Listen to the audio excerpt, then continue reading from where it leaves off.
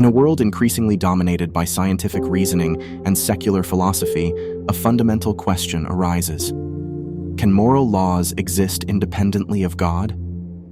Many contemporary thinkers argue that morality is merely a social construct shaped by cultural norms and human experiences. Yet, for those who hold a religious perspective, morality is not just a set of arbitrary rules, but a reflection of the divine nature of God Himself. The existence of moral laws suggests a higher authority, one that transcends human opinion and societal trends. At the core of many religious beliefs lies the assertion that moral laws are grounded in the character of God. In Christianity, for example, believers view God as the ultimate source of goodness. The Bible teaches that God is not only the creator of the universe, but also the foundation of all moral truths. When Jesus spoke of loving one's neighbor and even one's enemies, He was not simply offering good advice. He was revealing the very heart of God's moral law.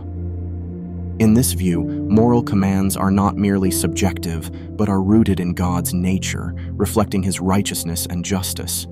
Without God, the question arises: what is the basis for distinguishing right from wrong? In Islam, the concept of morality is similarly intertwined with the divine. The Quran provides guidance on ethical conduct, emphasizing that morality is grounded in Allah's will. Muslims believe that the Sharia, or divine law, offers a framework for ethical living that is not subject to change or personal interpretation. It reflects Allah's wisdom and justice, guiding believers to live in accordance with His commands. To deny God's existence, then, is to challenge the very foundation upon which moral laws are built. Consider the profound nature of moral dilemmas. When individuals face ethical choices, they often appeal to a sense of right and wrong that seems to transcend personal desires or societal norms. This intuition suggests an objective moral standard. For instance, when we witness acts of injustice, we instinctively recognize that they are wrong, even if they may be accepted in some cultures.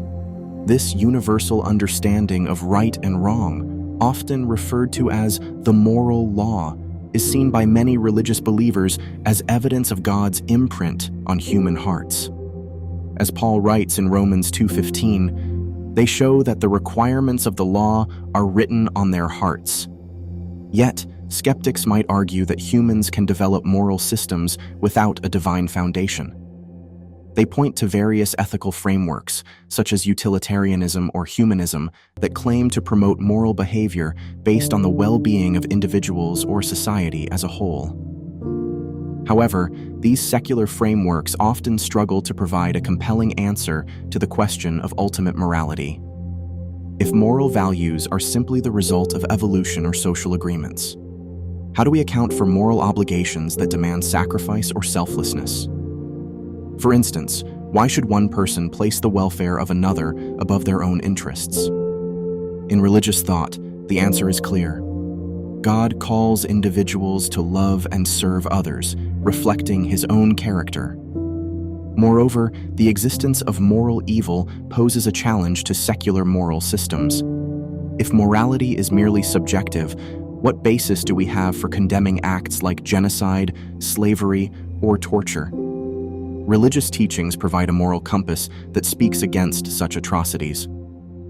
In Christianity, the belief in an all-good God serves as a basis for understanding why evil exists and how it is ultimately defeated. In Islam, the understanding of Allah's justice calls believers to stand against oppression and wrongdoing.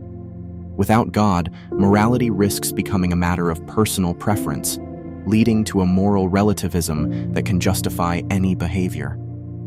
Ultimately, the belief in moral laws rooted in God offers a more robust foundation for ethics. It provides a universal standard that transcends cultural differences and personal opinions, allowing individuals to hold themselves accountable to a higher authority.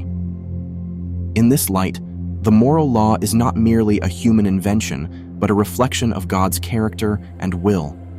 It is the lens through which believers view their responsibilities toward others, shaping a world where love, justice, and compassion are not just ideals, but divine imperatives. In conclusion, while secular philosophies may attempt to construct a moral framework without God, they often fall short in addressing the deeper questions of purpose, meaning, and obligation. For those who believe, the existence of moral laws is a profound testament to God's presence in the world, a divine guide that shapes our conscience, directs our actions, and calls us to live in accordance with His truth.